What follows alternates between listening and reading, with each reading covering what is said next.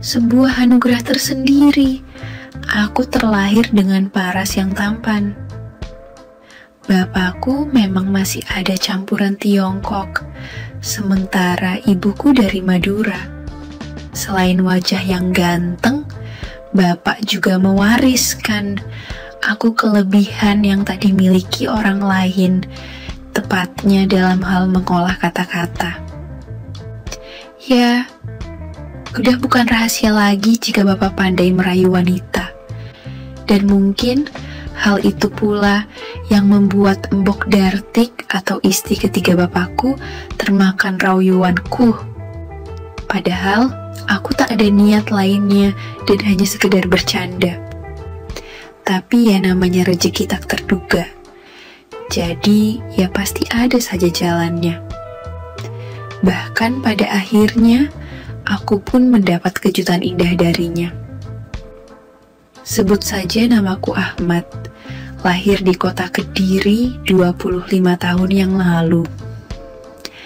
Aku menyelesaikan kuliah di Fakultas Kedokteran 4 tahun yang lalu, dan kini aku sudah resmi menyandang gelar dokter muda di depan namaku. Dan sebagai tahap terakhir, aku kini sedang mengikuti praktek puskesmas di daerah terpencil sebagai bentuk pengabdian sebelum mendapatkan izin praktek umum. Aku dibesarkan di kota kelahiran aku sampai SMA, kemudian aku melanjutkan kuliah di kota Surabaya. Keluargaku sebenarnya bukan keluarga berantakan, hanya saja karena bapakku yang beristrikan lebih dari satu membuatku jadi agak jarang berinteraksi dengannya. Aku lebih dekat dengan ibuku dan 2 orang adikku. Seperti kebanyakan orang sukses, bapakku merupakan pengusaha mebel di kotaku. Usaha yang diwariskan oleh kakekku secara turun-temurun. Dan berbekal kesuksesan itulah, bapak yang dulu hanya beristrikan ibuku, mulai membuka cabang di Jepara dan Jogja. Alasannya sederhana, beliau butuh tempat singgah untuk memantau jalannya usaha. Pada awalnya, aku sebagai anak sulung menjadi anak yang paling menentang poligami bapakku. Waktu itu, aku masih kelas 3 SMA, dan bapak pertama kalinya berpoligami dengan seorang ibu muda yang usianya terpaut 2 tahun lebih muda dari bapakku. Aku yang saat itu berselisih dengan bapak karena masalah poligami tersebut, justru didamaikan oleh ibuku. Alasannya klasik, yaitu bapak akan berjanji untuk membiayai hidup kami sebagai jaminannya. Bahkan satu tempat usaha mebel secara penuh menjadi milik ibu untuk dikelola. Berbekal pendapatan dari mebel itu pula, aku bisa kuliah sampai lulus. Tentu saja ibuku sangat bangga karena aku sebagai putra sulungnya berhasil mandiri dan menjadi contoh untuk adikku nantinya. Sejak ibu mendamaikan aku dan bapakku, hubungan kami berangsur menjadi baik-baik saja. Bahkan keakraban dengan 2 istri bapak menjadi lebih terjalin dari sebelumnya. Bapak juga menyempatkan diri hadir dalam wisudaku dulu. Istri kedua bapak bernama Khadijah atau Mbok Ijah aku memanggilnya. Beliau tinggal di sebuah perumahan di daerah Jepara, dan setelah 3 tahun menikah, bapak kemudian membuka cabang lagi di Jogja. Di sana lagi-lagi bapak menikah dengan seorang janda, anak 2 yang usia anak yang pertama hampir setara dengan aku, sementara yang kedua masih SD kelas 5. Sudartik atau biasa Mbok Dartik aku memanggilnya. Usianya memang lebih tua 2 tahun dari bapakku. Hanya saja sikapnya yang baik, perhatian serta ramah membuatku mudah akrab dengannya. Sebagai seorang pria, jujur kuakui Bapak memang pandai memilih isti, terutama Mbok Dartik. Meskipun beliau tak terlalu cantik dan tua, tapi anugerah kuasa yang cukup zumbos membuatku kagum sejak pertama berjumpa. Sikap ramahnya juga membuatku merasa lebih akrab dibanding istri bapakku yang kedua. Ya, tentu saja aku lebih akrab dengan Mbok Dartik itu. Apalagi dulu aku kuliahnya juga di Jogja, dan hampir setiap akhir pekan aku menyempatkan bermalam di rumahnya. Tentu saja aku bermalam di sana pada saat Bapak ada di rumah. Bagiku sebenarnya sangat canggung memanggil Dartik dengan sebutan Mbok. Dia jauh lebih cocok kalau dipanggil ibu.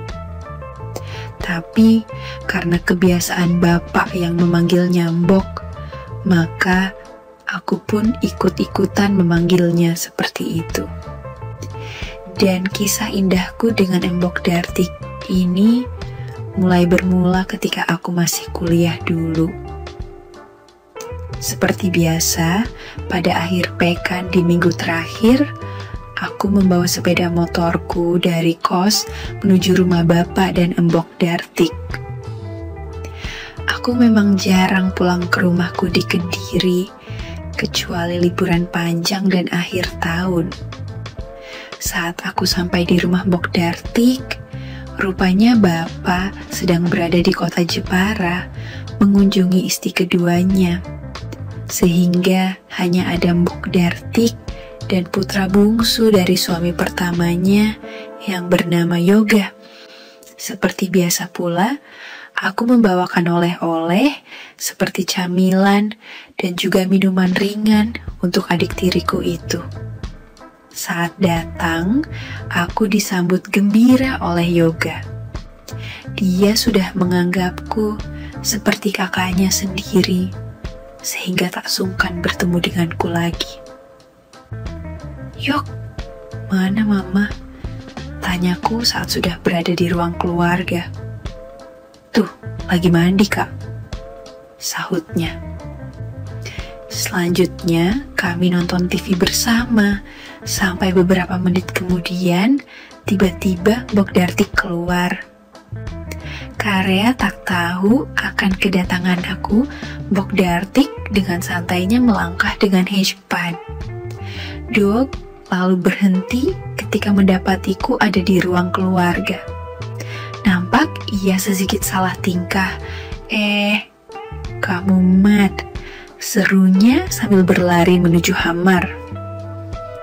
Aku sempat terpaku sejenak sambil MNE, lantiu dia serta geleng-geleng kelapa karena baru menyadari dua hal tersebut. Benar-benar beruntung Bapakku, gumamku. Setelahnya, aku kembali menemani Yoga menonton TV sampai tak lama kemudian Mbok Dartik duduk di samping kami. Berbeda dengan tadi, beliau datang dengan garmis yang anggun, namun tak mengurangi keindahan yang tadi. "Sudah tadi, Mat?" tanyanya. "Barusan kok Mbok?" "Hehe," sahutku berusaha bersikap biasa meskipun pikiran aku masih piknik keluar kota. "Kok nggak telepon dulu kalau mau kesini?" tanyanya. "Lupa Mbok," jawabku sekenanya. Entah kenapa aku makin gugup saja, apalagi bayangan tadi masih belum hilang sepenuhnya. "Kamu kenapa, Matt?" tanyanya menyadari sikap anehku. Gak apa-apa kok Mbok. Sebentar ya, Ahmad mandi dulu." Tak ingin terus terbayang fenomena tadi, aku memilih mandi untuk menetralkan pikiran aku. Di saat aku baru masuk kamar mandui, di sana malah kutemukan Dwi yang tergantung balik pintu. Arrow, Mah Melati masih ada juga saat itu, dan bukannya hilang pikiran baikku, justru malah makin menjadi dan tak terkendali. Hal itu justru mengantarkan aku untuk melatih bakat dan kreasiku menyelesaikan dengan segera sambil membu umpat. Ingkan Mbok Dartik yang membantu menyelesaikan problemaku. 30 menit berlalu setelah pikiran aku kembali netral, barulah aku melangkah menemui Mbok Dartik dan putranya yang sedang menonton TV. Kami ngobrol ngalor ngidul sampai sekitar jam 9 malam. Yoga berpamitan istirahat, dan tak lama Mbok Dartik juga demikian. Sementara aku lanjut nonton TV di ruang keluarga karena memang belum ngantuk saat itu. Sampai beberapa menit kemudian, Mbok Dartik kembali menemuiku di ruang keluarga, lalu duduk di sampingku. Aku yang saat itu sibuk memperhatikan TV konten kahet, karena rupanya Mbok Dartik sudah berganti dastuir sederhana. "Kamu kenapa, Met?" "Enggak kok, Mbok," sahutku. "Tapi kok kayak kahet gitu?" tanyanya lagi. "Mbok cantik sih." Entah kenapa pujian itu begitu saja terlontar dariku. "Hahaha, Ahmad, kalau bapakmu ngerti bisa dimarahin Iho," serunya sambil tertawa. "Bapak kan lagi repot sama Ijah Mbok, mana mungkin dia marah," sahutku. "Ih, apa sih hebatnya si Ijah itu? Mbok belum pernah ketemu," ujarnya. Tak kukira ucapan aku justru memancing emosinya saat itu. Dari sanalah, entah kenapa, timbul ide brilian untuk mendapatkan tujuan utamaku.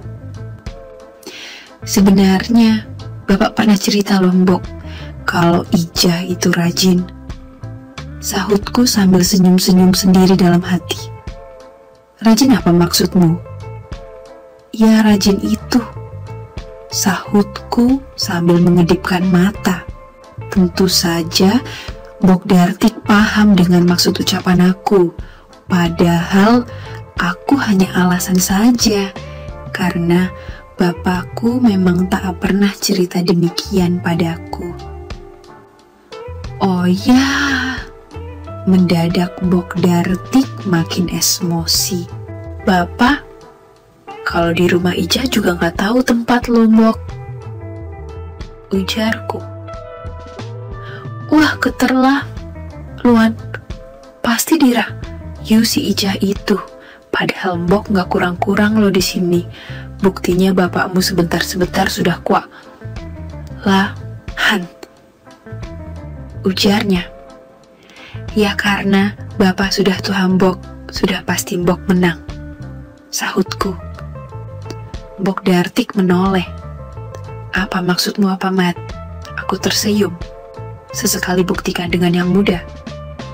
"Walah, berani kamu ya?" tanyanya. "Kan cuma untuk bukti, Mbok," sahutku cengengesan. "Pasti saat ini bapak kecapean ya, Mbok? Sementara Mbok di sini nganggur," sambungku. "Tayus?" tanyanya. "Ahmad bisa lo gantiin bapak," sahutku sambil tersenyum. "Kamu sudah gila ya?" sahutnya. Tapi anehnya, Mbok Dartik tak menolak ketika ku genggam tangannya. "Mungkin Ahmad memang gila, Mbok, tapi bapak lebih gila sekarang dengan Ijah," sahutku. "Sudah, Mat, jangan bicara si Ijah lagi. Kalau tentang Mbok, bapakmu cerita apa?" tanyanya. "Bapak pernah cerita kalau Mbok kurang bersemangat," sahutku mengada-ada. "Wah, benar-benar bapakmu itu," sergah Mbok Dartik. "Memang benar ya, Mbok?" tanyaku. "Bohong, Mbok gak seperti itu," ujarnya. "Ahmad gak percaya," sahutku. "Mbok beneran kok." Ahmad gak percaya kalau gak ada buktinya, sahutku. Kamu butuh bukti? Tanyanya sambil mendekat ke arahku. Aku benar-benar tak percaya. Rupanya usahaku sukses juga. Tak ingin berlama-lama, aku segera memberi sambutan lainnya.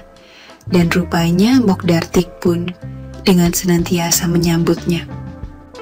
Saat itu, kutarakan niat mulia yang sedari tadi ada di kelapa. Dan Mbok Dartik yang mengerti pun segera menyiapkan saran serta langkah solusi permasalahan tersebut.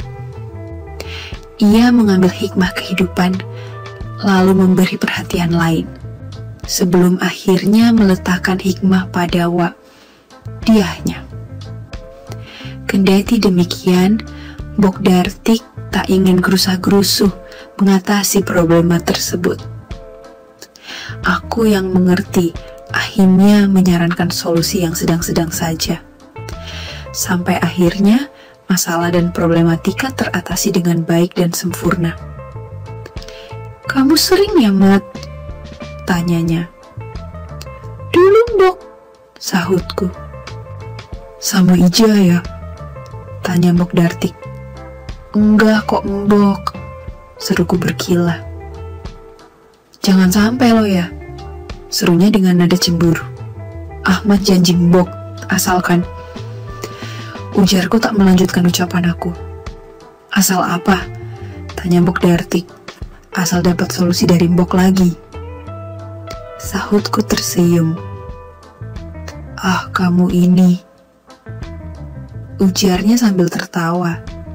Dan seperti itulah keakraban kami beberapa tahun lalu, dan hal itu sempat terulang hingga beberapa pertemuan. Hingga kira-kira sebulan berikutnya, aku harus praktek kerja lapangan sebuah RS ternama di luar kota, sehingga waktu untuk berkunjung sangat sulit kudapatkan.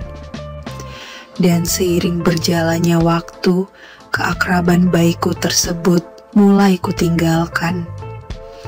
Aku meminta Mbok Dartik untuk melupakan solusi masalah yang lemah disaranakannya. Awalnya ia keberatan, namun demi kebaikan bersama, akhirnya ia setuju dan memutuskan untuk menyimpan kenangan serta masalah yang pernah terlalui tersebut. Tamat. Sekian dulu ceritaku hari ini. Semoga ada pelajaran yang dapat dipetik. Terima kasih. Sekali lagi, tidak pernah lupa Mimin ingin mengingatkan bahwa tidak ada maksud untuk merusak moral. Tapi di sini kami selaku admin channel Makyem hanya berbagi pengalaman dari viewer saja yang tentu saja tidak untuk ditiru. Terima kasih sudah mau mendengarkan kisah nyata ini. Ambil baiknya dan buang buruknya dari cerita kisah ini. Semoga hal seperti ini tidak terjadi kepada kita semua, bosku. Dan semoga kita semua dilindungi dari mara bahaya. Amin ya Rabbal Alamin. Terima kasih dan sampai jumpa di cerita selanjutnya. Jangan lupa like, komen, share, dan subscribe. Oh iya, kira-kira kalian semua bosku yang terhormat kepengen kisah-kisah yang seperti apa lagi nih? Tolong berikan komentar-komentar kalian di video ini ya.